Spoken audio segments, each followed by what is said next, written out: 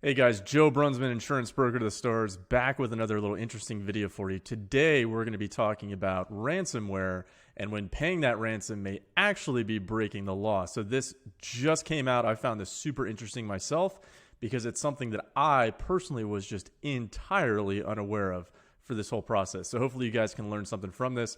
We're going to be talking about a new notice that has come out that every business owner should absolutely be aware of. So a little bit of background here. These OFACs, these trade and economic sanctions policyholder notices, these are literally on every single insurance policy I've ever read. They're pretty straightforward. I never really put a lot of thought into them. I never really jumped down, the research rabbit hole here because I just kind of assumed that, hey, these insurance companies are saying we are not going to be providing insurance to someone who is sanctioned by the United States government. But there's actually a little more to the story here that takes an interesting twist. So we're going to be talking about the OFAC guidance that actually just came out. And if we go back here, that is the Office of Foreign Assets Control under the U.S. Department of Treasury. So here's the guidance that literally just came out on October 1st, 2020. And this is advisory on potential sanction risks for facilitating ransomware payments. And it specifically states companies that facilitate ransomware payments to cyber actors on behalf of victims, including financial institutions, cyber insurance firms, and companies involved in digital forensics and incident response, not only encourage future ransomware payment demands, okay, fair enough, but may also risk violating OFAC regulations.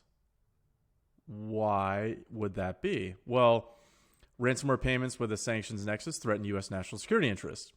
So essentially they get in here and they say it could enable criminals and adversaries to profit and advance their illicit aims.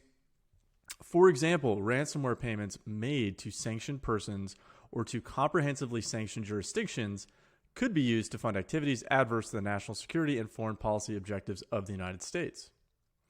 Now, how exactly is this illegal? Well, under OFAC, if you want to jump into the Code of Federal Regulations, you are more than welcome to, but it generally says, hey, if you're a U.S. person, you cannot in any way do business with or provide funding to anyone who is on the specially designated nationals and blocked persons list. So that includes Cuba, the Crimea region of Ukraine, Iran, North Korea, and Syria. Why does this tie in with ransomware? Well, we do know from intelligence reports, this is open source information here, that it appears that a lot of these regimes, so places like North Korea, Iran, that they actually have state-sponsored cybercrime units, and they're using that to actually fund their particular regime. So that's how kind of all this ties together. Now, what can OFAC do if you are kind of caught up in all this? Well, let's say you're a business and you pay that ransom and it just somehow happens to be, going to some OFAC listed entity that's been sanctioned. Or let's say your cyber insurance company inadvertently does that. Well, it says that OFAC may impose civil penalties for sanctions violations based on strict liability. Now, why is strict liability important? That's a legal term. And what that really means, you can see it just laid out in plain meaning there, that you can be held liable even if you didn't know or have reason to know that you were engaging in a transaction with a person or let's say an entity or a country prohibited under sanction laws and regulations administered by OFAC. So what are they saying here? It doesn't matter if you didn't know. It doesn't matter if you didn't even have a reason to know that you were actually funding somebody under OFAC sanctions. They can still hold you civilly liable for that. Now here I just jumped into Department of Treasury. This is the civil penalties information. This is just year to date here. So, you can go back years and years on this. It's been around for a while. Currently, year to date, there's only been 13 sanctions. You can say that the monthly penalties and settlement totals there can be quite substantial. From my research, it appears to be something like $55,000 per violation. Don't quote me on that. But needless to say, there's a lot that could potentially go into this. This could be a giant headache. And just for the sake of argument, I'm going to proffer this that if you face an OFAC sanction, that is not going to be insurable. So really the last thing you want to do is you get hit with ransomware, you deal with that nightmare, you got to shell out a ton of cash, and then the United States government comes after you, you're strictly liable. That means you really have a very hard time defending yourself against that. And now you could have to shell out even more money. So make sure you're playing it close to the vest there and be very, very careful. So let's say you get hit with some strain of ransomware, and it looks like it's coming from one of these OFAC sanctioned entities. Well, what can you do? Can you actually appeal to OFAC so that you can try and pay that ransom and not face a civil penalty?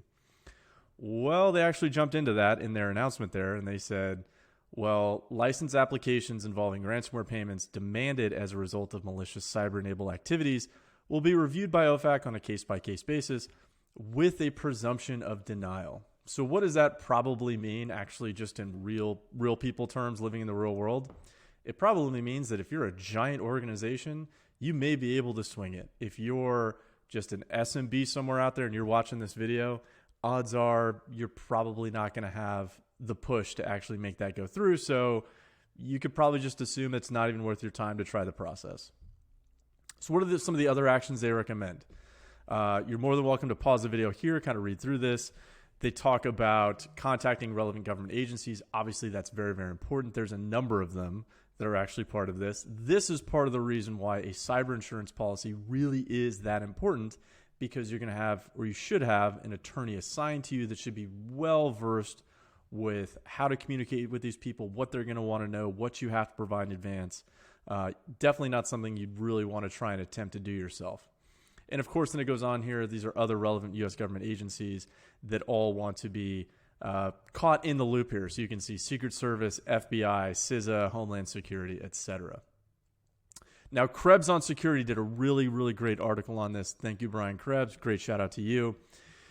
And he said that OFAC went through and they said the degree of a person company's awareness of the conduct at issue is a factor the agency may consider in assessing civil penalties.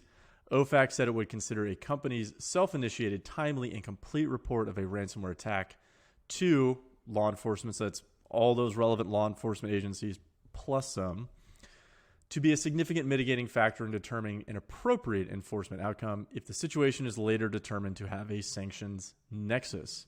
So what they're saying here is, at the very least, they're trying to encourage you to still report this to law enforcement. You're going to need that attorney appointed to you who's well versed in all this to assist you with that issue to try and keep you out of trouble. All right, so let's go ahead and wrap up this video. Let's talk about some takeaways here.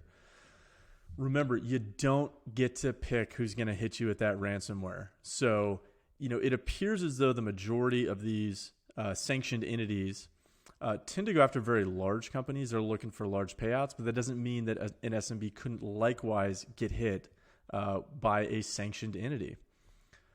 I keep harping on it. I'll say it again. Backups are not enough. Backups are not enough.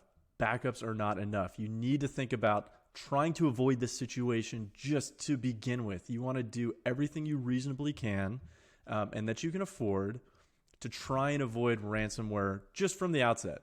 We don't want to play the game. Don't poke the bear. Try and avoid that ransomware to begin with. What do you have to do? Well, that's going to depend on your company. You need to work with your IT or MSP professional. Talk about those reasonable and proper cybersecurity controls. Likewise, you may need to bring in a compliance attorney and actually start digging through what those particular regulations are that you may fall under that can kind of give you a nice, at least a basis to start figuring out, okay, what's actually, just legally required, as well as what's a really good idea of something I should implement. And of course, the interplay with cyber insurance here. Yes, I am a cyber insurance guy, as well as professional lines insurance in general. So, with this, yes, proper cyber insurance companies should be having continuous conversations with OFAC. Generally, when you do have a ransomware payment that does need to be paid, if you're going along that route, right, the cyber insurance company is going to have vendors who should be well versed in all this. But that's a lot of time, a lot of energy that the normal business just really cannot do on their own, especially when their business is down, tempers are flaring, money's going out the door. You really want to have that cyber insurance policy on your side to try and make those good legal determinations for you and to assist you with that process and do everything they can to try and keep you out of hot water there. All right, with that, this is where you can go to download a free copy of my newest book, Damage Control, Cyber Insurance and Compliance. If you'd like to support the cause, you can also purchase that on Amazon.